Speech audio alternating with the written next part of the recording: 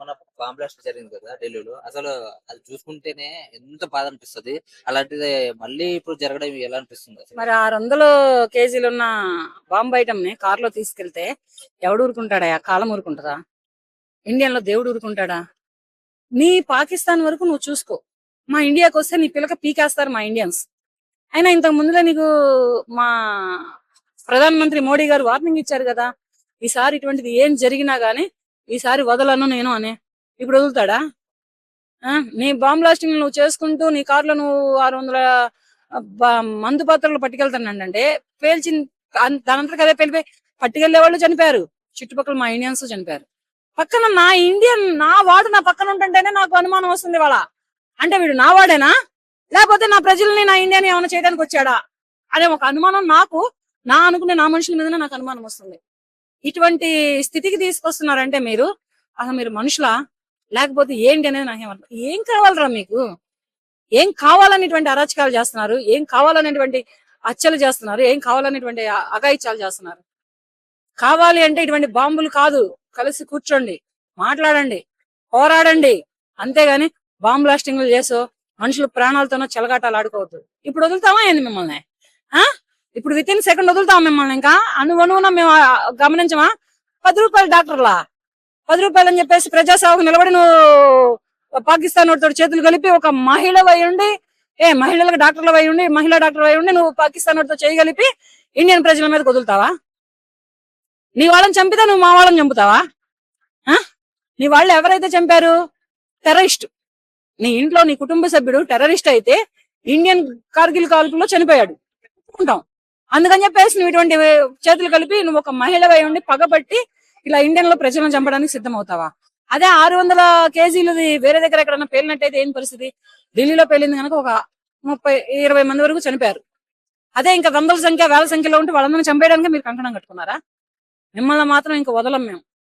మా ఇళ్లలో ప్రతి ఒక్కడు ఇక తయారవుతాడు సైనికుడై. బాబు ఆర్మీ వాళ్ళు మీకు శతకోటి వందనాలయ్యా. ఎందుకనంటే ఇట్లా దేశానికి రక్షకులై, ఇట్లాంటి దేశకి ప్రతి ఇంటికి ఒక కొడుకై, ఒక రక్షకుడై మా ఇండియాని, మా ఇండియాలో ఉన్నటువంటి ప్రతి ప్రాణాన్ని కాపాడుతున్నారు మీరు. వీళ్ళని మాత్రం ఎక్కడెక్కడున్నా సరే ఏరి ఏరి పట్టుకోండి, ఎతికి ఎతికి తరిమి తరిమి కొట్టండి. పాకిస్తానీయుడు అనేవాడు మన ఇండియాలో తిరగడానికి వీల్లేదు. డాక్టరే కానీ, కలెక్టరే కానీ, ఇన్స్పెక్టరే కానీ, గవర్నమెంట్ ఎంప్లాయీ కానీ, జడ్జే కానీ, ఆఖరికి మన ఇండియాలో పాకిస్తానీయుడు అనేవాడు ఉండడానికి వీల్లేదు. వీళ్ళని మాత్రం వదలొద్దు. అలాగే మన హైదరాబాద్ లో కూడా ఒక అబ్బాయిని కూడా అరెస్ట్ చేయడం జరిగింది. అదే విధంగా ఏపీలో కూడా ఒక అమ్మాయి డాక్టర్, ఆమె కూడా 10 రూపాయల డాక్టర్, ఆ అమ్మాయి కూడా ఇందులో ఇన్వాల్వ్మెంట్ ఉన్నారని చెప్పేసి ఆరోపణలు అనేది ఇప్పుడు వస్తున్నాయి. వీళ్ళు చెప్పుకునేదేమో ప్రజాసేవ, 10 రూపాయల డాక్టరిజమా, పేల్చేదేమో బాంబులా. వీళ్ళు అసలు అమ్మాయిలేనా?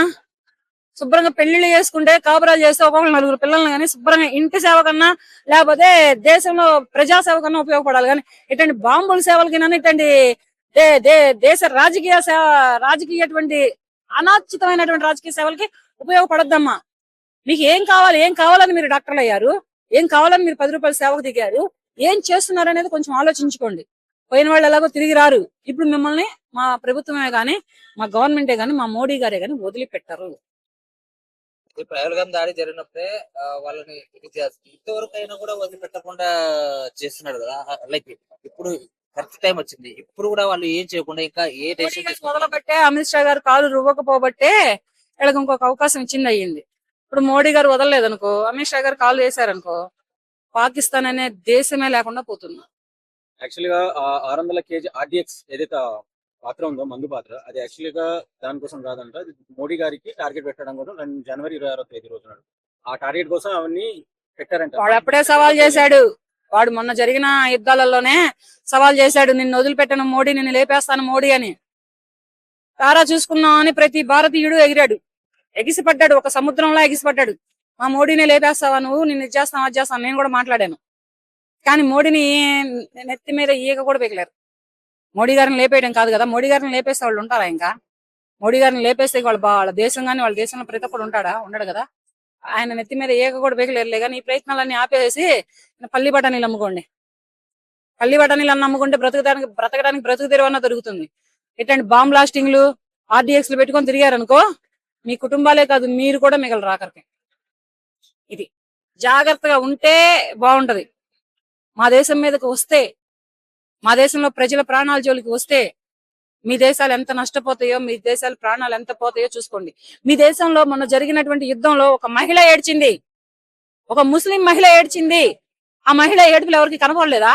ఇవాళ రోజున మహిళలు ఆ 10 రూపాయలు వైద్యం పెట్టి ఇటువంటి అరాచకాలకు దిగుతున్నారా? ఏమ్మా ఆడవాళ్ళేనా మీరు? మీకంటూ ఒక హృదయం ఉందా? మీకంటూ ఒక గుండు ఉందా? మీరంటూ రేపటి రోజున ఒక అమ్మకారా? మీరంటూ రేపు ఒక రోజున ఇల్లాలు కారా?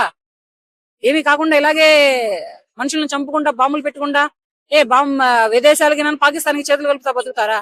బతకండి, ఎన్నాళ్ళు బతుకుతారు? దొరికారు కదా ఇప్పుడు మిమ్మల్ని మహిళలు అని కూడా చూడకుండా డిగ్రీ మొదలు పెడితే అన్ని బయటకు వస్తాయండి.